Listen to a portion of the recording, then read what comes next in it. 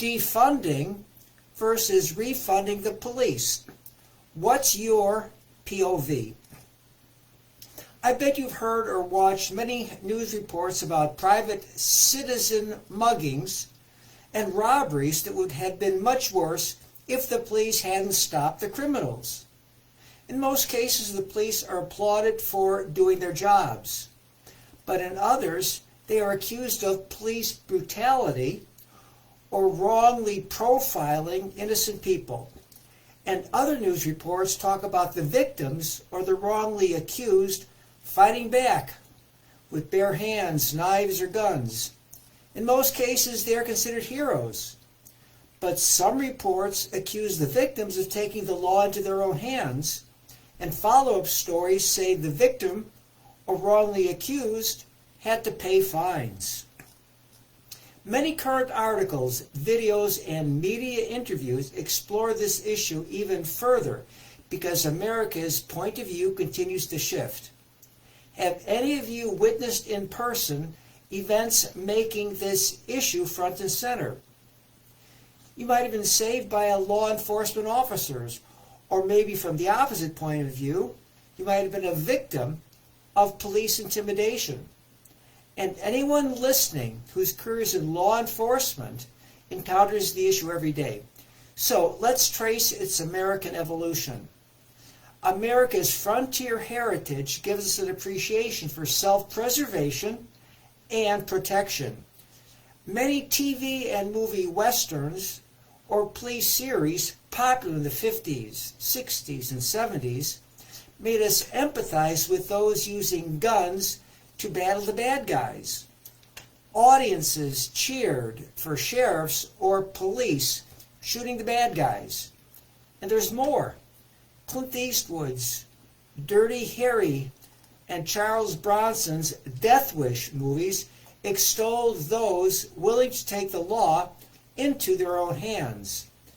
But as society has become kinder and gentler, its POV has shifted more toward the suspects or the accused because their backgrounds might have caused their criminal behavior, or their race might bias the so-called Crime Stoppers.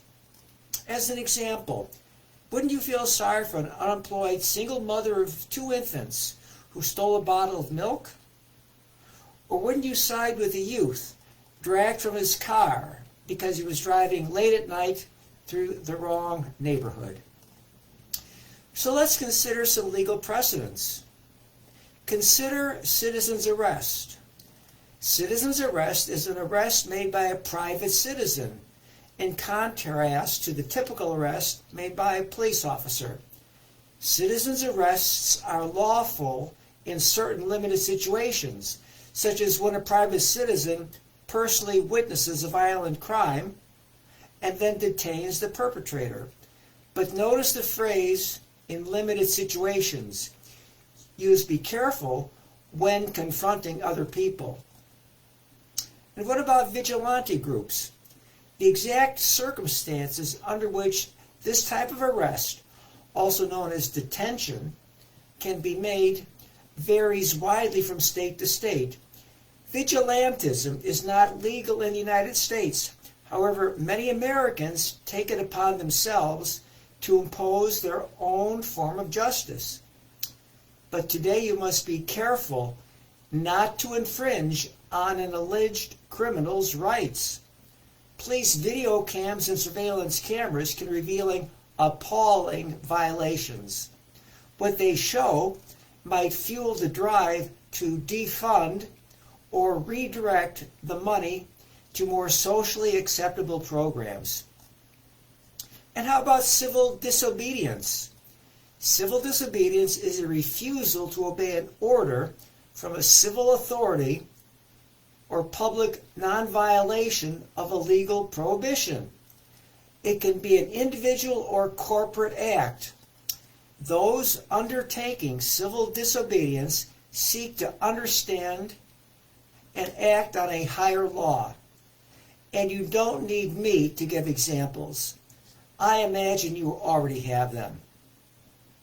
And that'll do it for this podcast. I hope you find it helpful. and it is for you to pick your point of view. If you're interested, you can consider it further by finding additional videos or articles. So I'll say bye-bye until my next podcast.